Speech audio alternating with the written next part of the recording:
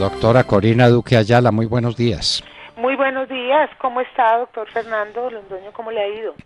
Pues digamos que bien para no preocuparla, pero, pero mire una cosa muy extraña, la figura de magistrada suplente no existe en el derecho colombiano. No hay consejeros de Estado suplentes, no hay magistrados de la Corte Suprema de Justicia suplentes, no hay magistrados de la Corte Constitucional suplentes, no hay magistrados del Consejo Superior de la Judicatura suplentes. Eso existe solamente en la JEP, pero con una condición extrañísima. Es que primero no los posesionan, es decir, que no son magistrados permanentes, sino que tienen que estar en su casa supliendo. Eso pues, que nos lo expliquen despacio. Y luego, que cuando se produce una vacante en la JEP, no son los suplentes los que suplen, sino que la JEP eligen al que les da la gana, sin contar con los suplentes. Cuéntenos cómo es toda esta historia, un poco surrealista, doctora Corina Duque. Sí, doctor Fernando Londoño. La figura de los suplentes sí existe, pero en la Corte Penal Internacional. Efectivamente, en La Habana, cuando se estaba negociando el tema de la nueva justicia transicional, lo que se quiso fue exactamente que no se fuera a replicar los vicios de las altas cortes nuestras.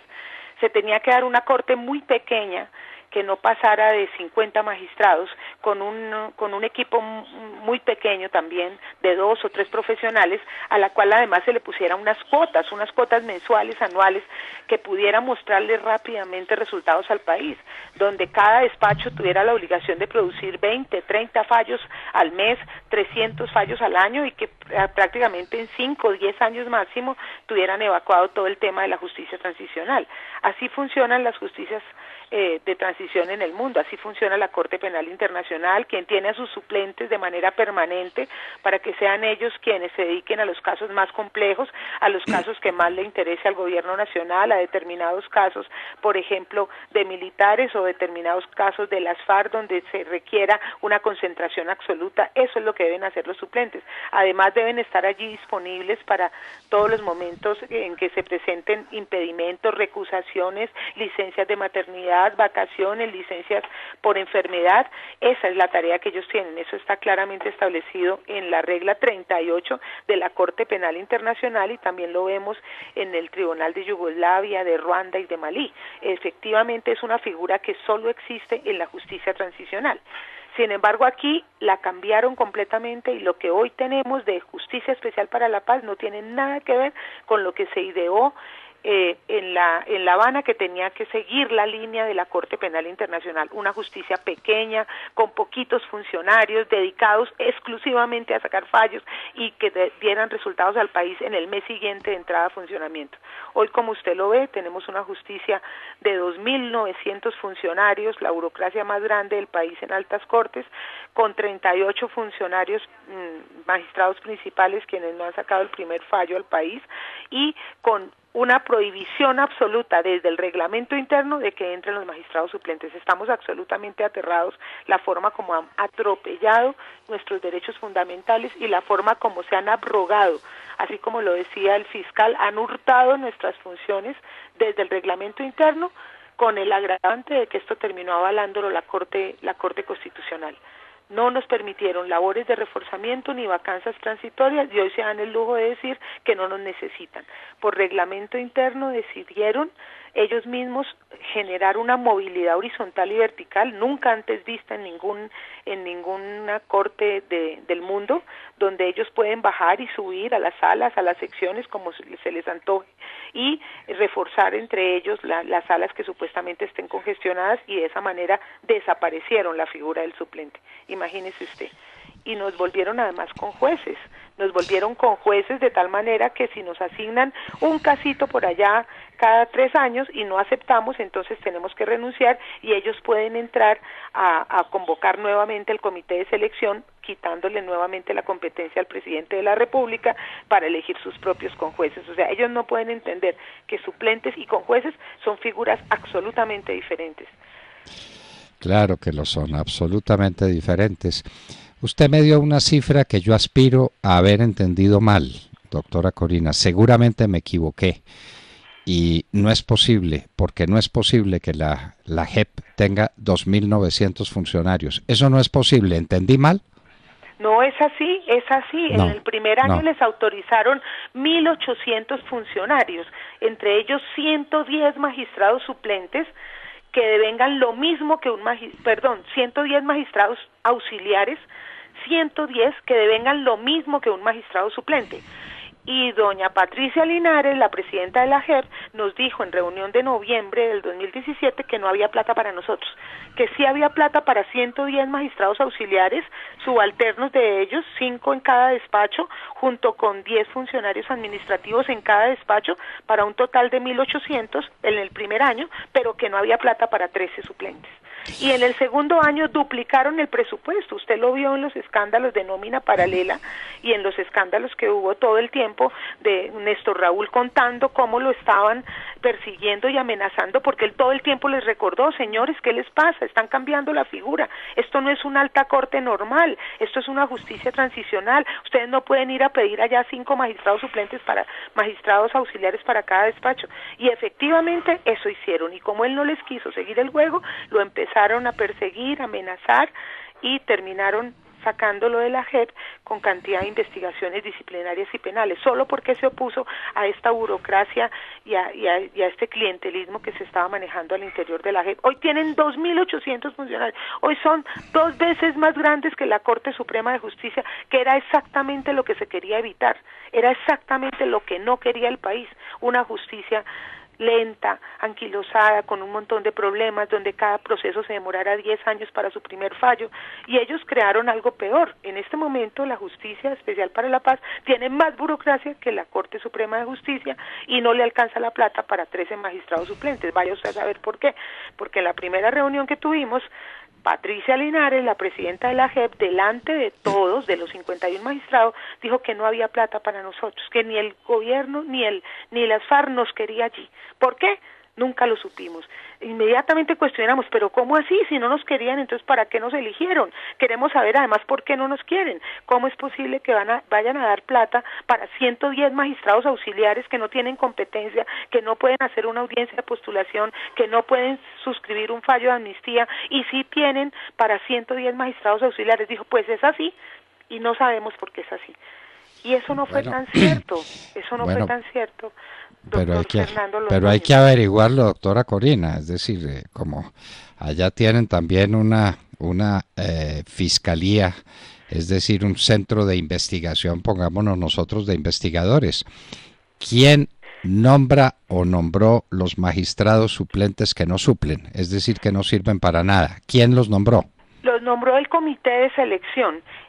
Salió a medios a decir que había hecho un tribunal absolutamente paritario, donde se había respetado los porcentajes de género, de negritudes y de indígenas, porque teníamos el 51% de representación femenina.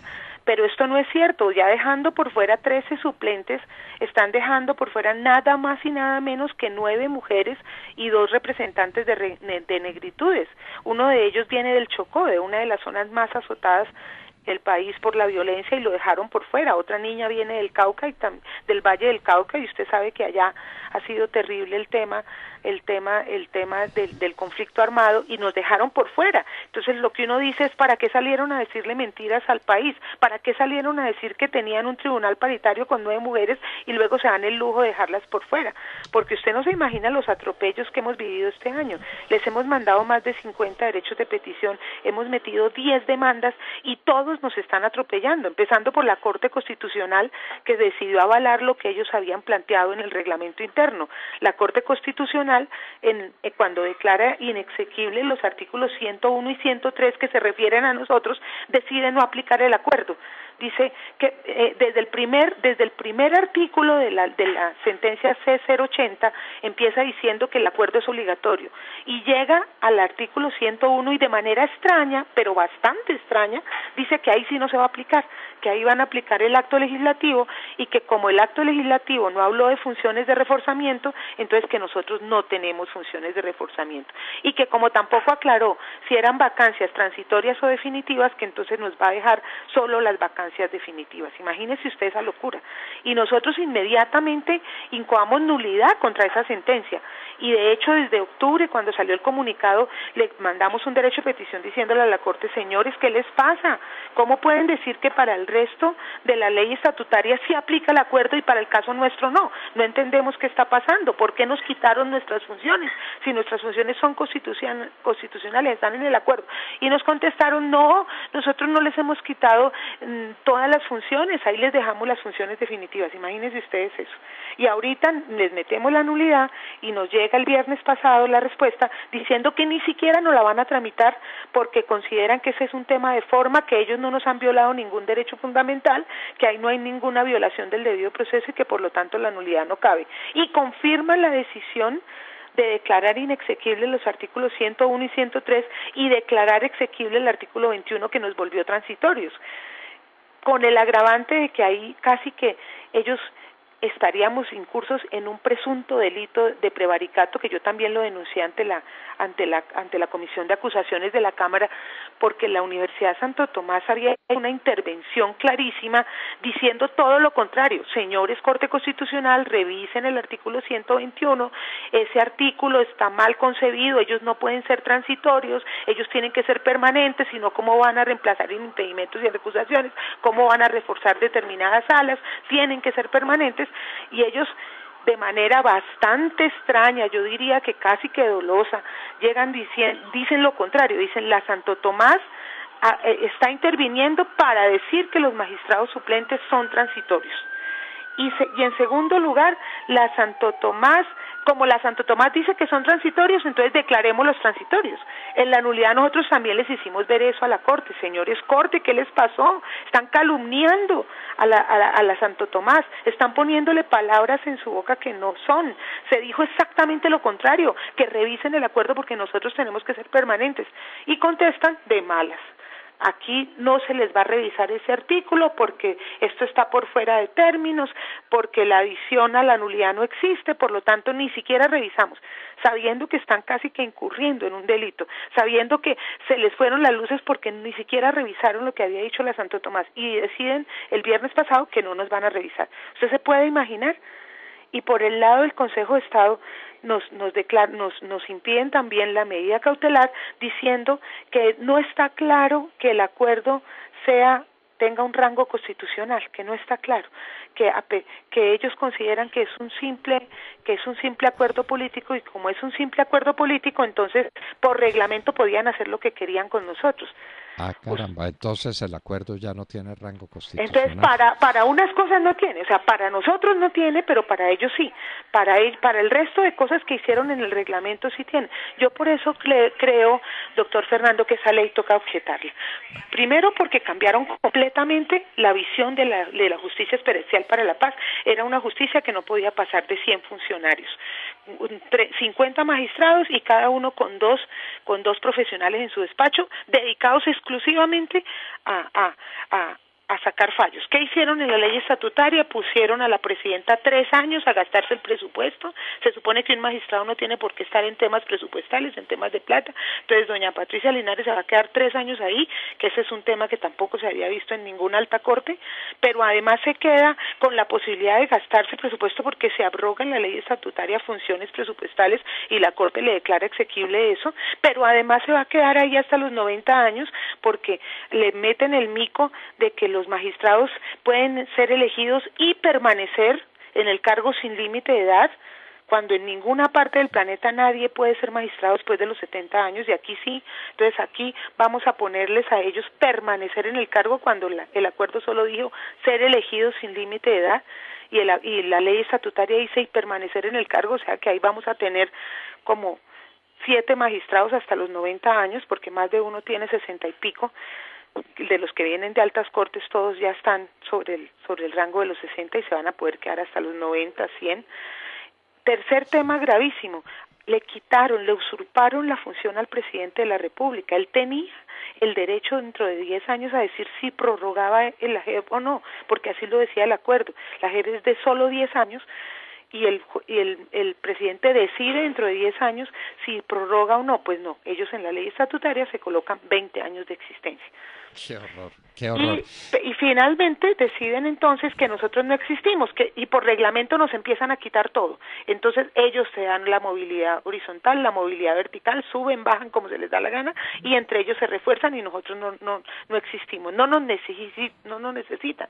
El viernes pasado nos contestaron así, Sala Plena de la JEP nos contesta, es que no los necesitamos, nosotros ya nos inventamos otras formas de suplirnos aquí internamente, ¿para qué los vamos a llamar? Después de un exhorto del Consejo de Estado de enero pasado, que dice que tienen más de 5.000 solicitudes de amnistía represadas y más de 4.000 audiencias de postulación represadas, deciden reforzarse entre ellos. Imagínese, doctor Fernando, una cosa terrible, pero además no le quiero contar lo que pasó con la vacante de Yesid Reyes. Entonces se permitieron entre ellos feriarse la vacante, después de 5 meses llaman a los suplentes para que suplan esa vacante principal, pero nos mandan a la persona que eligieron, a Juan Ramón, lo mandan abajo, y ellos entonces se quedan con la vacancia de Yesid Reyes, que es la de sección de apelaciones. Yo estaba oyendo ahorita su intervención, entonces a usted le queda ahí un dato más de por qué no permitieron que un suplente llegara a la sección de apelaciones. ¿Qué es lo que se va a decidir allí? ¿Por qué tuvieron que sacar un artículo para reformar por 4ª vez el reglamento interno y permitirse entre ellos feriarse la vacante de Yesid Reyes para no dejar que un suplente llegara allí? Yo estaba de primeras en esa lista, yo debía haber ocupado esa vacante de Yesid Reyes. Se inventaron un sorteo, en ese sorteo lo hicieron a puerta cerrada, violaron mis derechos, porque yo les dije después del 4º mes que nada que elegían, por favor me citan, yo quiero estar presente. Contestaron que no, que Patricia había invitado a una procuradora delegada a hacer presencia en ese sorteo y que por lo tanto así estaba garantizada la transparencia. Usted sabe, doctor Fernando Londoño, que está absolutamente prohibido que un procurador delegado esté allí garantizándose elecciones, porque está primero que todo coadministrando, y si esa elección llega a ser demandada, pues tiene que responder la Procuraduría por haber estado presente en un concurso irregular. Y es exactamente lo que pasó aquí. Nosotros demandamos ese nombramiento porque nos violaron los derechos fundamentales. Nosotros exigimos que en el sorteo estuviéramos presentes las personas concernidas. No nos invitaron, ni siquiera nos respondieron el derecho de petición, nos atropellaron de la forma más vil del mundo, sin ni siquiera darnos una explicación, y luego nos contestaron antes regañándonos que nosotros por qué dudábamos de su transparencia, si para eso estaba la procuradora delegada dando fe de lo que habían hecho allí. Entonces usted se podrá imaginar hasta dónde nos han maltratado. Y en El Espectador salió este fin de semana la noticia de que estábamos solo dos magistrados suplentes, y con la palabra peleando, como si no supieran que estamos los 10, lo que pasa es que a los otros 8 los han amenazado, les han dicho que si se ponen a pelear nunca los van a llamar, que los van a hacer echar de sus puestos. Entonces nos ha tocado dar la cara a los 2 magistrados que estamos más allá del bien y del mal y que sabemos que no nos pueden tocar, pero a los demás los tienen absolutamente amedrentados, y salieron a decir que había una magistrada suplente que había dicho que ahí no había ninguna violación de derechos fundamentales, que tampoco, que eso no era cierto, que de pronto la nulidad era cierta porque nos habían quitado funciones, pero que no nos estaban violando derechos fundamentales. Y dice El Espectador, una magistrada que no da su nombre. Entonces yo llamé al Espectador y les dije, háganos el favor y nos da el nombre, porque aquí estamos en un chat de magistrados suplentes y ninguno salió a hablar. Queremos saber quién es el que está diciendo que no le están violando los derechos, porque si es así ni siquiera merece ser magistrado suplente. Si usted no entiende siquiera cuándo le están violando sus derechos, ¿cómo va a ir allí a defender los derechos de las víctimas? Si no es capaz de defender sus propios derechos, mucho menos va a ser capaz de defender a una víctima. Entonces no es cierto que haya una magistrada suplente diciendo que no nos están violando los derechos. ¿Qué más violación de derechos que habernos dejado sin funciones? Artículo 40, numeral 7, nos eligieron para un cargo y no nos dejan ejercer el cargo. Entre ellos nos limitan y nos usurpan una a una nuestras funciones. Ni las posesionan, o sí los posesionaron. No nos posesionaron. De los 3, le cuento otra cosita adicional. Éramos 13. Y habían 2 niñas brillantes que tenían postdoctorado en Alemania, que estaban liderando inicialmente, digamos que esta solicitud ante los principales para que nos llevaran, Pues a ellas sí las llevaron, pero las llevaron de a magistradas auxiliares, subalternas. Una se llama Tania Bolaños, subalterna de Patricia Linares, la otra se llama Marcela Badía, subalterna de Rodolfo Arango, y se las llevaron a pesar de ser magistradas suplentes de sala. Yo ahí también les mandé un derecho de petición con copia al Consejo Superior de la Judicatura y con copia a la Cámara de Representantes, Sala de Acusaciones, porque ellos no podían posesionarlas. Ahí hay un conflicto de intereses evidente. Si ellas eran magistradas suplentes, pues llévenselas como magistradas suplentes y permítales fallar y permítales hacer audiencias, pero no se las lleven como subalternas. Si las necesitaban tanto, nómbrelas como magistradas suplentes, pero no. Y si ellas definitivamente querían arrodillarse y querían irse de subalternas, pues entonces renuncien a su magistratura de suplencia. ¿Por qué? Porque ellas no pueden estar allá arriba de magistradas suplentes y luego bajar como magistradas suplentes meses después que las llamen, que tal vez nunca les van a llamar, a desempeñar un cargo. Al momento de la posesión, tanto nominadores como posesionados debieron caer en cuenta de ese conflicto de intereses y de esa inhabilidad y no debieron posesionarse. Ellas no podían posesionarse como magistradas auxiliares, pero usted sabe que así funciona el poder. Entonces nos dejan sin dos líderes importantes y se las llevan de magistradas subalternas. Vaya uno a saber si no son ellas las que están diciendo que no nos están violando los derechos. Pues claro, a ellas no les están violando los derechos porque se las llevaron de subalternas, pero yo diría que sí. Si a mí me nombran como subalterna, como suplente, ¿cómo voy a aceptar un cargo de auxiliar? O sea, no lo entiendo. Bueno. Doctora Corina Duque, así no funciona el poder. Así funciona el poder cuando no hay derecho. Cuando hay derecho, el poder no funciona así. El poder funciona ajustado a derecho. Aquí está ajustado al capricho de la señora Linares y de sus compañeros, que tienen la módica suma de 2.900 empleados, el doble de la Corte Suprema de Justicia, que tiene sala penal, sala laboral, sala civil, sala para asuntos de familia, de manera que la Corte Suprema de Justicia tiene la mitad de funcionarios de la JEP, que solamente se ocupa, pues de nada, se ocupa del caso del señor Santrich, y eso tiene un costo enorme, gigantesco para los colombianos. Esa es la JEP. Muchas gracias por habernosla puesto al desnudo. Así es la JEP, así trabaja la JEP, que tiene magistrados suplentes que no suplen nada, una especie, suponemos, de jueces o de magistrados para el caso en que alguno esté impedido en un caso concreto. Entonces lo llamarán, si lo quieren llamar, una especie de conjueces, pero los conjueces no son funcionarios de la sala de la corte respectiva. Los conjueces están ahí, pues de adorno en gran parte, y sirviendo solamente para el caso eventual de que haya una vacancia en un caso específico. Doctora Corina Duque Ayala, muchísimas gracias por contarnos cómo es la JEP, porque lo hemos entendido suficientemente. Muchísimas gracias por estar con nosotros en la Hora de la Verdad. Gracias, doctor Fernando. Gracias por darnos la posibilidad de denunciar, porque usted no se imagina el atropello que hemos sentido también en los medios. Hemos enviado noticias a más de 50 medios y nos han dicho que ellos no pueden hacerle daño a la JEP. Entonces, ellos no pueden hacerle daño a la JEP, pero la JEP sí puede atropellar los derechos de los suplentes y aquí no pasa nada.